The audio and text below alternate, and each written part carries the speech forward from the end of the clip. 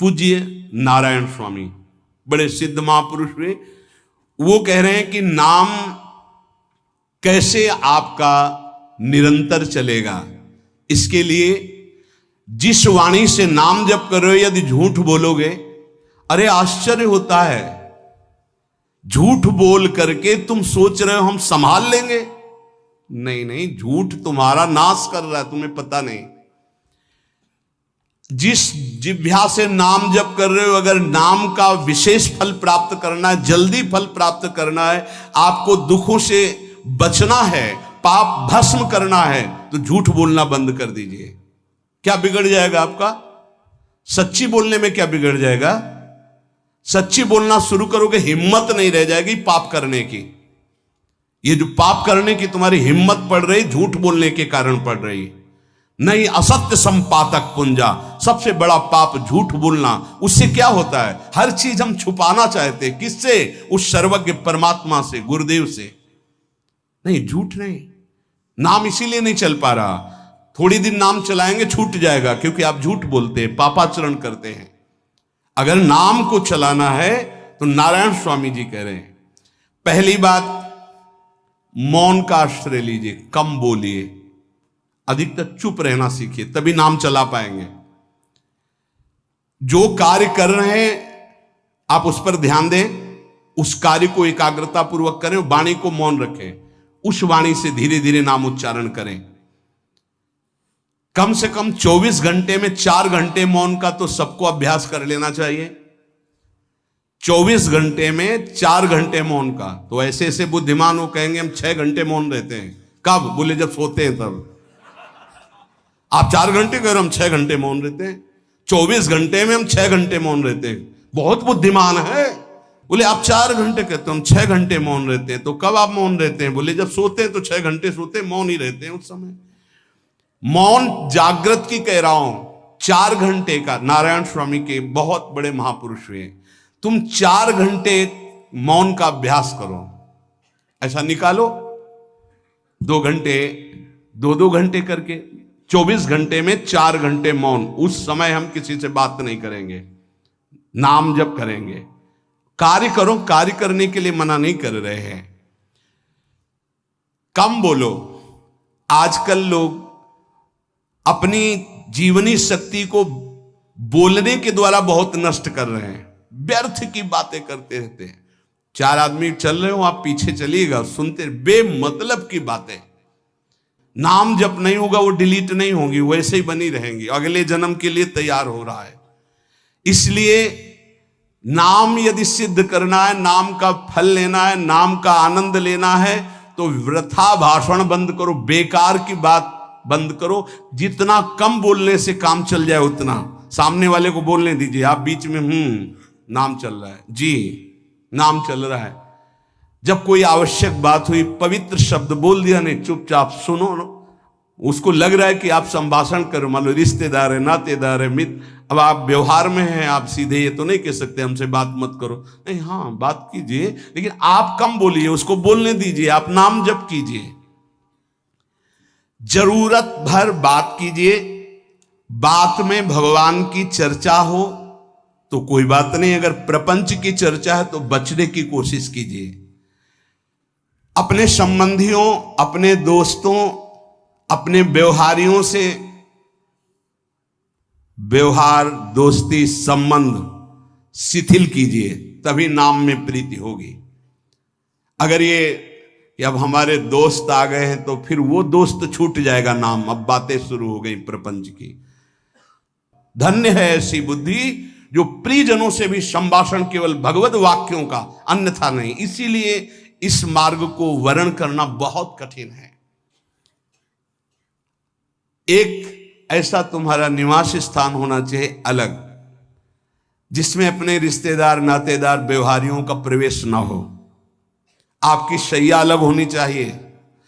अगर नाम जापक नाम सिद्ध करना चाहता है, नाम का फल लेना चाहता है, नाम निरंतर चलाना चाहता है, तो जिस आसन पर आप बैठते हैं उसी में प्रपंची, विषयी, संसारिक वृत्ति वाले बैठेंगे तो भजन की वृत्ति नहीं बन पाएगी। एक ऐसा, वैसे होते हैं घरों में बैठने वालों का अलग, लेकिन साधन कक्ष अलग होना चाहिए अपना, किसी का यदि प्रवेश ना हो तो आप देखेंगे कि आपके साधन के परमाणु आपको वहां बैठते ही तत्काल विक्षेप रहित करके भजन में लगा देंगे। अगर घर में ऐसा कुछ ना हो तो एक आसन अपना अकेला रखिए, जिस पर आप शयन करें वो आसन केवल आपका ही होना चाहिए। अगर वो सार्वजनिक बैठने के लिए ही है, ऐसी व्यवस्था नहीं, तो आसन समेट कर अपना अलग रख दीजिए और दूसरे आसनों पर बैठा लिए, फिर वो आसन हटाकर जब आप शयन करें तो आपका आसन होना चाहिए। इसका बहुत बड़ा प्रभाव पड़ेगा। कोई भी ऐसा दृश्य या पुस्तक ना पढ़ें जो वासनात्मक हो और प्रभु के नाम से आपको विमुख कर दे। अखबार आदि, समाचार आदि, ये हमारे चिंतन को नष्ट करते हैं।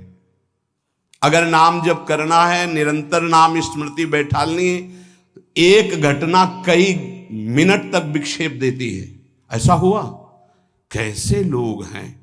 अब उसमें तो समाचार ही हो रहे हैं, सैकड़ों बातें हो रही, पेपर है तो सैकड़ों बातें लिखी हैं, क्या क्या, अब वो सब दिमाग में भर गई।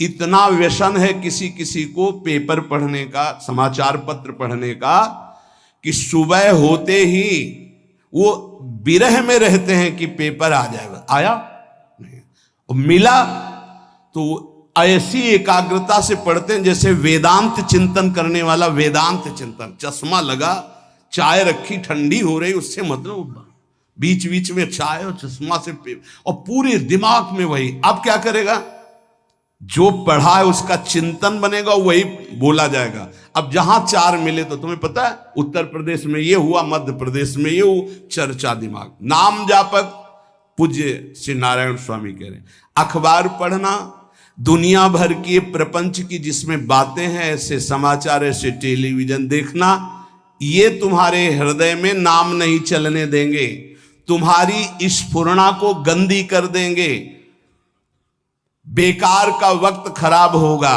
इसलिए अगर आपको पढ़ना ही है तो धार्मिक ग्रंथों को पढ़िए, अपने इष्ट संबंधी ग्रंथों को पढ़िए नाम जपने के लिए। किसी को कभी वचन न दें। पांचवा, बहुत बहुत पॉइंट की बात करें, यदि आपने किसी को वचन दे दिया और पूरा नहीं किया तो भजन का फल वहां जाएगा, ध्यान रखना। यही हमसे सब त्रुटियां होती रहती है अपने लोगों से। जाओ आज के बाद वचन दे दिया, हम ऐसा नहीं करेंगे, नहीं करेंगे चाहे मर जाएं। और अपने लोग ऐसे फिसड्डी हैं कि शाम के वचन देते हैं और सुबह फिसल जाते हैं। 2-4 दिन बहुत चला, फिर फिसल जाते हैं। बोले कसम से आज से ऐसा नहीं करेंगे। तो आप इसको खिलवाड़ न समझें, आपके सुकृत नष्ट हो रहे हैं, वासना आपके सुकृतों को नष्ट कर रही। दूसरा, जैसे आपने किसी से कहा कि मैं शाम के 5 बजे आ जाऊंगा, तो 5 बजने में 5 मिनट कम होने पर आपको पहुंच जाना चाहिए, 5 मिनट ओवर होने पर नहीं, उसके पहले ही आपको ऊपर। यह संतों के जीवन में देखा गया है। समय का बहुत बड़ा जीवन में अस्तित्व है। अगर आप किसी को समय दें, फिर उसमें प्रमाद स्थिति नहीं होनी चाहिए। 5 मिनट पहले पहुंचिए। समय दिया है किसी को तो 5 मिनट पहले उसको इंतजार ना करना पड़े। रात को सोते समय नाम जापक उपासक विचार करें, मेरा नाम किन किन कार्यों में छूटा, मेरे से कौन कौन सा पाप हुआ, मैंने कौन सी आज गलती की जो नहीं करना चाहिए, और उसे डायरी में नोट करें। नारायण स्वामी कह रहे हैं दूसरे दिन सावधानी पूर्वक वो गलतियां ना होने पावे जो हमने आज की। जब उपासक सत्य बोलना स्वीकार करता है तो उसके हृदय में डर जागृत हो जाता है। ध्यान रखना, डर ये माया के द्वारा प्रेरित है। अगर व्यापार में सत्य बोलेंगे तो पैसा अधिक नहीं आएगा, अगर हम सत्य बोल दिए तो डांट लगेगी, अगर हम सत्य बोल दिए तो सब लोग जान जाएंगे मैं ऐसा गंदा हूं। सच्ची मानिए, सत्य बोलने का नियम ले लीजिए, आप निष्पाप हो जाएंगे, आप महात्मा बन जाएंगे अंदर से। कोई भी पापाचरण आपके जीवन में नहीं रह जाएगा।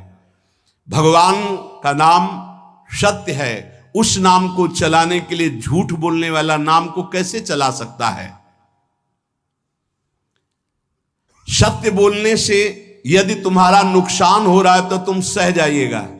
नारायण स्वामी कह रहे हैं उससे बड़ा लाभ आपको श्री भगवान प्रदान करेंगे। आप सत्य बोलिए। आजकल भगवान पर विश्वास नहीं, इसलिए झूठ पर विश्वास है। कलयुग की ऐसी प्रेरणा है कि सब झूठ बोलने लगे हैं। कोई डरता ही नहीं झूठ बोलने में, पूरा का पूरा। जैसे नहीं कहते कुछ तो सत्य होगा, ऐसे ऐसे महानुभाव हैं कि 100% झूठ बोल जाते हैं, 100%।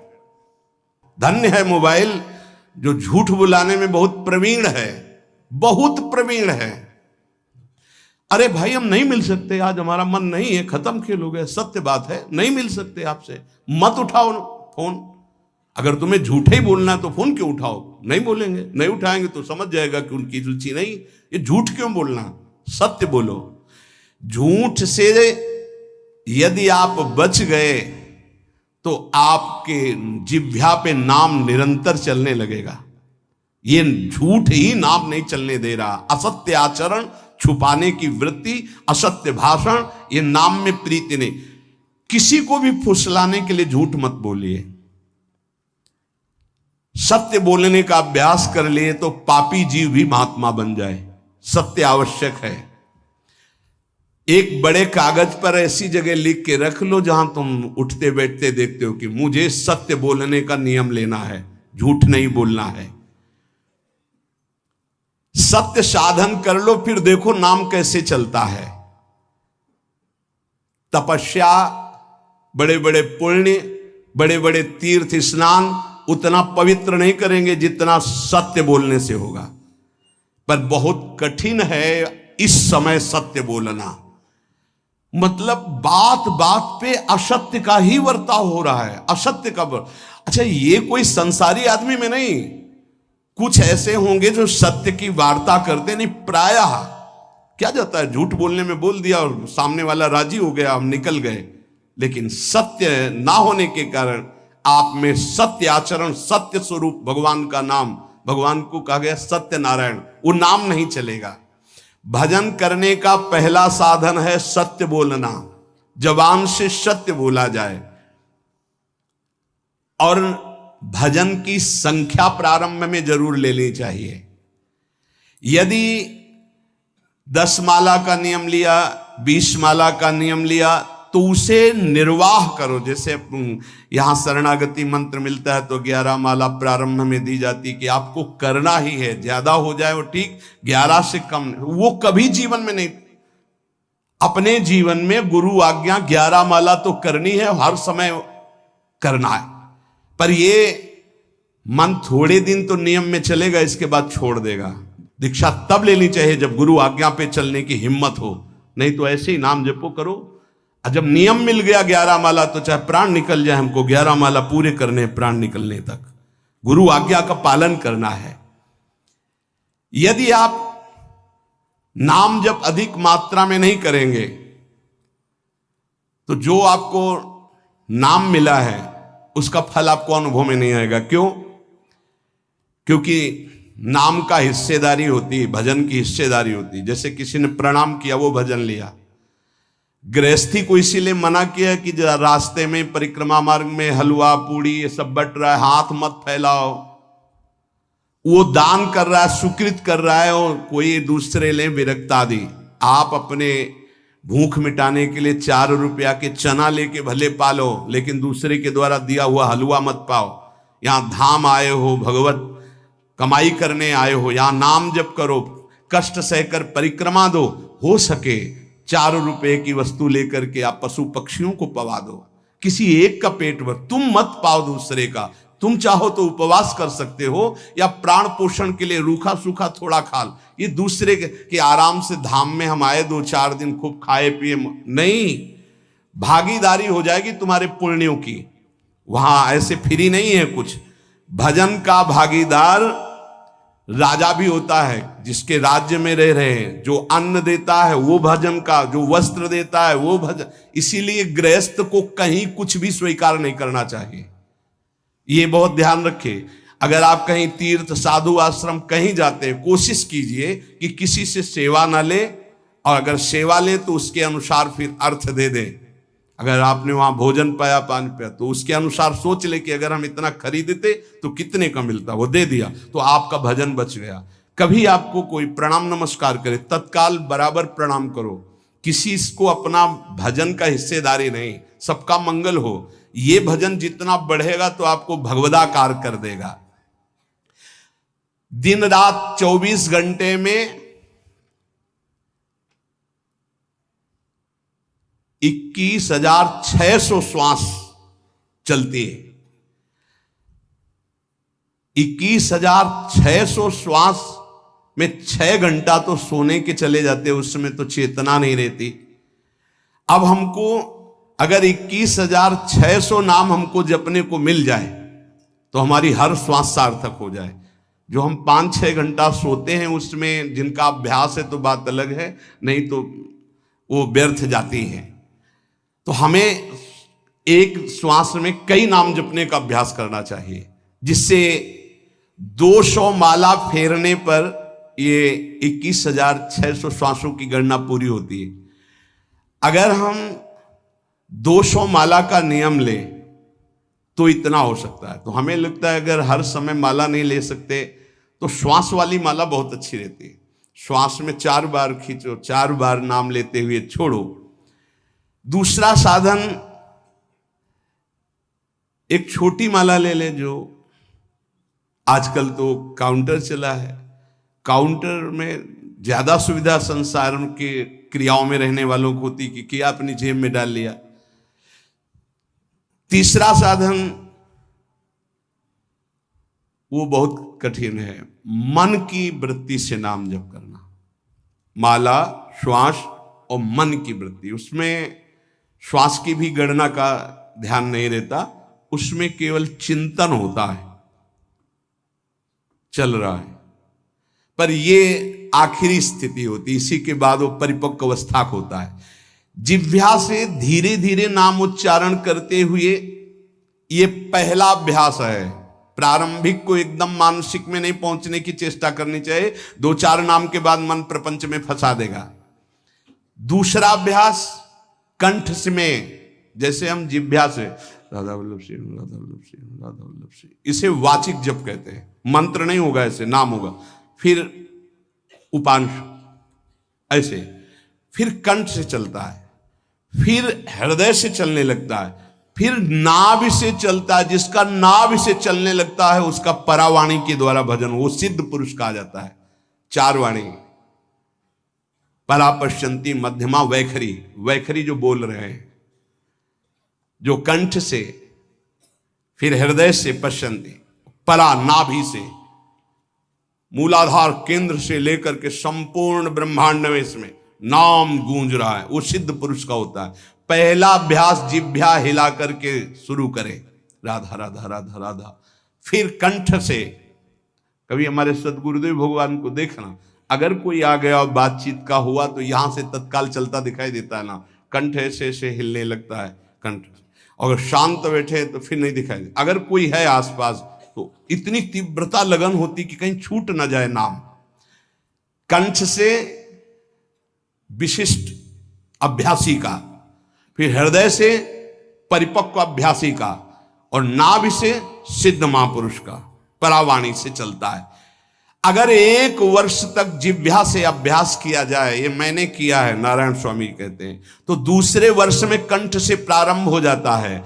2 वर्ष कंठ से चले तो अगला हृदय से प्रारंभ हो जाता है, और हृदय से 3 वर्ष चले तो फिर नाभि से 7 वर्ष में नाम सिद्ध हो जाएगा। अगर नियम पूर्वक झूठ ना बोले, सत्य आचरण करे, ऐसे नाम जप करे। हम ये कहते हैं कि चलो थोड़ा धीमे ही सही, पर 12 वर्ष में तो आपको सिद्ध हो जाना चाहिए। 12 वर्ष, यहां बोले 30 वर्ष के 50 वर्ष हो गए साधन करते हो, ज्यों कहते हो कोई परिवर्तन नहीं। इसका मतलब अंदर से नाम नहीं चलाया जा रहा, नाम में रुचि नहीं। 12 वर्ष में तो भगवत साक्षात्कार करके जागृत स्वप्न सुषुप्ति अवस्था पर विजय प्राप्त कर लेता है साधक। ऐसा ही स्वामी जी ने किया। नारायण नारायण नारायण नारायण नारायण, ऐसी सिद्धावस्था हो गई थी। एक टाट की लंगोटी, एक रस्सी कमर में, बस बड़े ही उच्च कोट और बहुत बड़े अरब खरबपति घर के बालक थे। सारी सिद्धियां उसके पैरों में लौटने लगती हैं, जिसका नाभि से भजन प्रारंभ हो जाता है, परावाणी से। अजपा जाप उसे ही कहते हैं जो नाभि से होता है। अजपा जाप करने वाले उपासक में जो अजपा जाप करने की चाह रखते हैं, पहला भोजन पर ध्यान दे, सात्विक भोजन, पवित्र भोजन। भाई नाम का स्वाद नहीं मिला तो कुछ लोग जो है बहुत प्रसन्न होते हैं जब सांसारिक पदार्थ आता है। बड़ी कृपा श्री ठाकुर जी की रही है कि इस विषय पर जो है बहुत परिपक्व किया है। रोटी नहीं मिली, ये रबड़ी रसगुल्ला की तो बात जाने दो। गंगा का किनारा, गांव में जाना नहीं, जो आकाश वृत्ति से वो आ जाए वही। आप लोगों को तो रोटी तो मिल रही है। पहला नाम सिद्ध करने के लिए भोजन सात्विक और थोड़ा, अगर एक समय पाके निर्वाह कर लो तो अच्छा, नहीं तो 2 समय, 3 समय पाने का तो अधिकार ही नहीं साधक को। भगवान की बड़ी कृपा है, जब भूख थी तब था नहीं, और जब है तो भोजन नहीं पा सकते। वो बड़ा लीला बिहारी है। जब भूख थी तब भोजन नहीं, और जब भोजन है तो नियम कानून इसके लग गए हैं, ये इतना इतना। दूसरा, पहला भोजन पर पवित्र। देखो नाम जप के लिए बहुत आवश्यक है, यही जीवन है कि अगर आप नाम जप करने लगे तो हमारा बोलना, हमारा जीना सार्थक हो जाएगा। अगर नाम जप आपको करना है तो पवित्र भोजन होना चाहिए। 2 टाइम भोजन पाना है तो थोड़ा थोड़ा पाओ, पेट ना भरने पाए, ऐसा ना लगने की वजन बढ़ गया है।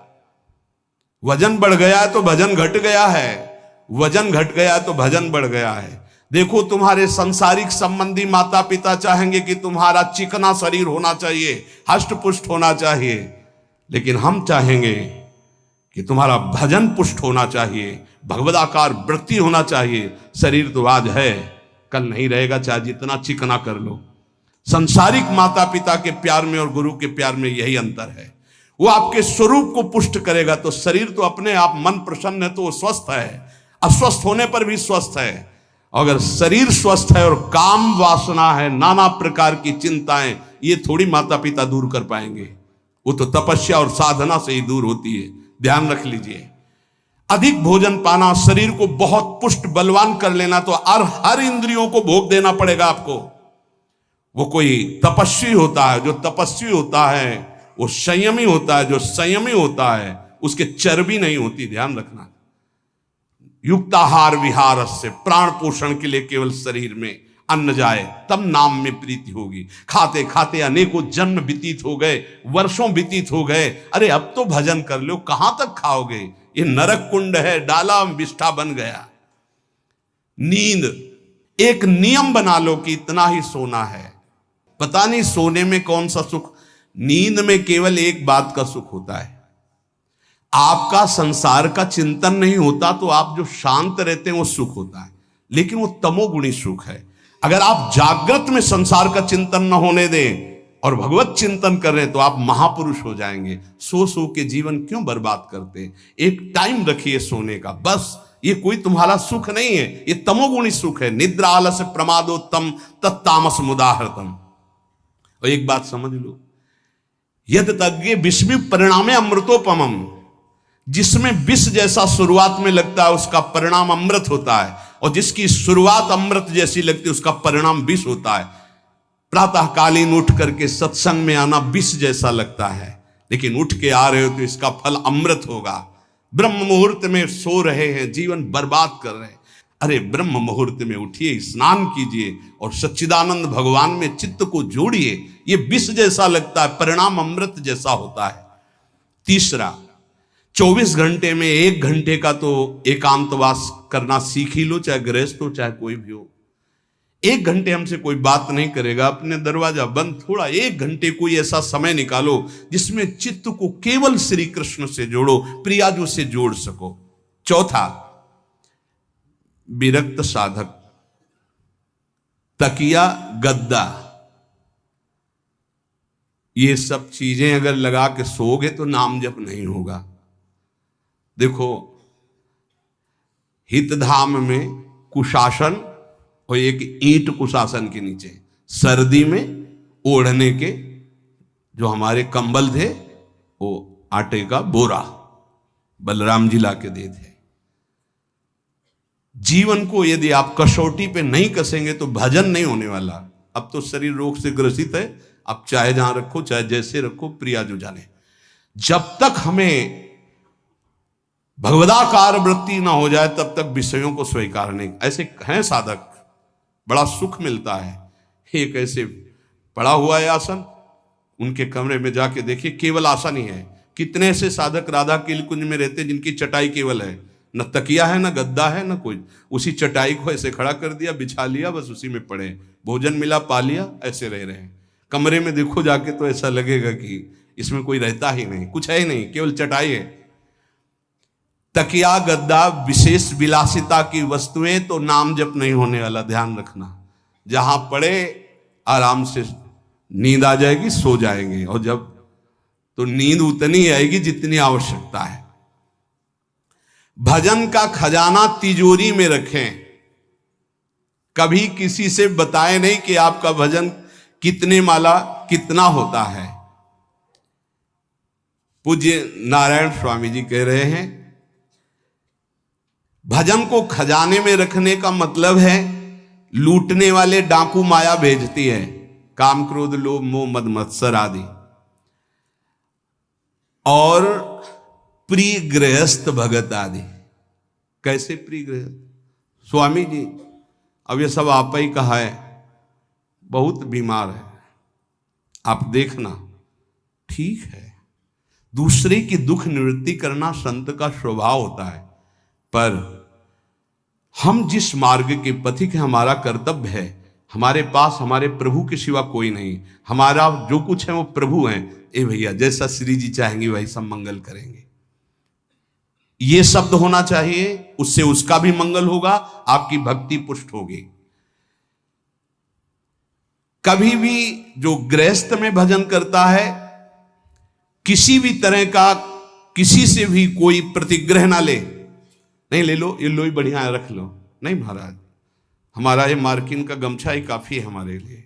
नहीं नहीं नहीं, ये प्रसाद पाल, हाँ इतना किनका दे दीजिए, भगवत प्रसाद है, ये हमारे लिए पर्याप्त। गृहस्थी में अगर आप भजन करते हैं तो अपने भजन को बचाने के लिए किसी से भी दान पुण्य, किसी का भी बट रहा है वो स्वीकार न करें, किसी से प्रणाम नमस्कार, किसी से अपनी सुविधा सेवा स्वीकार ना करें। और जो विरक्त है उसको ध्यान रखना चाहिए कि हमारा जीवन केवल जगत मंगल के लिए विश्वेश्वर भगवान को समर्पित जीवन है। ना हम किसी को शाप दे सकते हैं, ना किसी को वरदान दे सकते हैं। सेवक स्वामी की इच्छा को देखता है, ऐसा ऐसा, हाँ प्रियाजू की जैसी इच्छा होगी वैसा। नहीं, आप ऐसा नहीं, प्रियाजू का बस जबान से कभी ना किसी के प्रति शाप का, और ना हरिराम व्यास जी ने कहा है कि शाप और वरदान हमारी हमारे स्वामी की, तो हमें हर बार में यही बोलना है, जैसी प्रियाजू की इच्छा, जैसी श्यामाजू की इच्छा। नहीं, आप कुछ कह दीजिए तो राधा राधा राधा, नहीं कैसे मंगल होगा, आशीर्वाद दीजिए राधा राधा राधा, बहुत संभाल के। महात्माओं को इस बात में सावधान रखना चाहिए कि ये माया ममता का रूप धारण करके तुम्हारी तिजोरी को खाली कर देगी। खजाना लूटने के लिए माया बहुत अनुभवी महापुरुष है, सेवक के रूप में आती है, खास सेवक बनकर। आज तक जहां दगा हुआ है तो खास से हुआ है। जब वृक्ष कटने लगे तो आपस में बात की, भाई ऐसा कौन आ गया जो हमें काट सकता है? बोले हमारा कोई मिल गया। तो कुल्हाड़ में जो बेट है ना, बोले मिल गया कोई हमारा। खास बन करके आती है माया, सेवक सेविका रूप लेके। बहुत अनुभव की बात महापुरुषों की, मान लीजिए विरक्त जनों के लिए खास बात है। सेवक सेविका रूप रख करके माया आएगी। इसके बाद अगर आपने स्वीकार किया, फिर तुम सेवक होगे, वो स्वामी होगी। समझ रहे हो? बहुत अंदर से इस बात को समझ लीजिए। अगर आपको भगवत प्राप्ति करनी है तो जब तक शरीर में श्वास रहे सेवा मत स्वीकार करना किसी की। कपड़ा धुलाना, खाना पीना, भीख मांग के खाओ, भिक्षा अन्न, या आकाशवृत्ति से जियो। जैसे मना, ना कपड़ा धो पाओ तो उतने पहनो जितना धो पाओ। किसी को अपनी सेवा में प्रवेश मत होने दो। अपने शरीर की सेवा, अपने जीवन की सेवा जब तक श्वास है तब तक स्वयं करो, नहीं तो तब लग जोगी जगत गुरु, जब लग रहे निराश, जब आशा मन में भई जग गुरु और जोगी दास। इसलिए होश में परमार्थ के पथिक को कभी किसी की सेवा नहीं लेनी चाहिए, कभी किसी को सेवक नहीं बनाना चाहिए। भगवत भाव से नेकी कर दरिया में डाल, उपदेश दे दिया चल अपने मार्ग में। जीवन की ये बात हमारी अनुभव की मान लीजिए। अगर निर्विघ्न पंथ निर्वाह करना है तो कभी किसी को यहां सेवक न बनाया जाए। सेवक सेविका के रूप में स्वीकार करने वाले साधु का हृदय आग की तरह जलने लगता है। जो जिंदगी भर निश्चिंत और निर्भय रहा उसे भयभीत और चिंता युक्त होना पड़ता है। अपने भजन को खास तिजोरी में रखे, अपने में जो सिद्धियां जागृत हो कभी प्रकट ना होने दे, उनका कभी प्रयोग ना करे। एक एक शब्द पर ध्यान देना।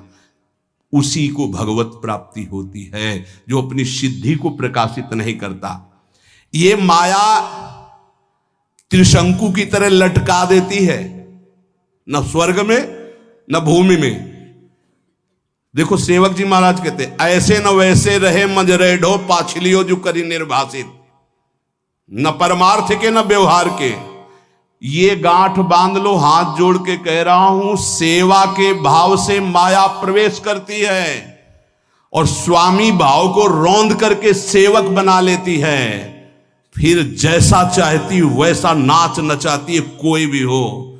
इसलिए होश में यदि भगवत मार्ग में चले हो तो कष्ट सहो, शरीर की स्वयं सेवा करो। सौभाग्य मत मनाओ कि कोई तुम्हारी सेवा कर रहा है, दुर्भाग्य है जो तुम सेवा ले रहे हो। हाँ, अब शरीर इस काबिल नहीं तो श्री जी जैसा जाने वैसा। जब तक पानी उठा के पीने लायक हो तो किसी से पानी मत मांगना, किसी को अपना मत बना लेना। जब तक भगवत साक्षात्कार ना हो किसी को शिष्यत्व में मत स्वीकार कर लेना, नहीं तो बात समझ लेना, आगे खुद आपको समझ में आ जाएगा। किसी भी तरह से अपनी तिजोरी को ना खुलने देना तो भगवत साक्षात्कार हो जाएगा। बोले नहीं हमारा तो परहित की भावना और प्रचार करना है, तो है क्या तुम्हारे पास प्रचार करने के लिए? परहित की भावना के लिए है क्या तुम्हारे पास? जब तक सर्वत्र श्री कृष्ण का अनुभव नहीं हो जाता तब तक उसमें कोई सामर्थ्य नहीं होती। और जब सर्वत्र वासुदेव का अनुभव करता है तो उद्धार किसका करना है? विचार करके देख लीजिए। फिर वो स्वांता सुखाए तुलसी रघुनाथ गाथा। इसलिए भजन के खजाने को बचा के रखो। रूखा सूखा टुकड़ा खा करके गंगा जल यमुना जल का आचमन करके जीना सीखो। अच्छे अच्छे पदार्थ सामने होने पर वही पदार्थ स्वीकार करो जिससे तुम्हारी जिह्वा रुचि ना कर पावे। ये दुष्ट है, इस दुष्ट को दंड दो। नारायण स्वामी जी ने कहा है, आगे हमने कल चिंतन में पढ़ा था, कह रहे हैं कि हमने इसको कैसे वश में किया। जहां गरम जलेबी बनती थी वहां खड़े हो जाते थे, कहते देखो कितनी बड़ी हाल है, नहीं मिलेगी तुझे, चलो। पूरी बाजार में घुमाते थे और कहीं भी इसको नहीं। और अगर संयोग वसात मिल जाती थी तो गंगा जल में फेंक देते थे। हरिद्वार में नारायण स्वामी जी गंगा जल में फेंक देते। हाँ बहुत बढ़िया बीठी, ये ले। अपने हृदय को पावन रखने के लिए इसी जन्म में भगवत प्राप्ति के लिए आहार को सुधारा जाए और निरंतर नाम जपने का अभ्यास किया जाए।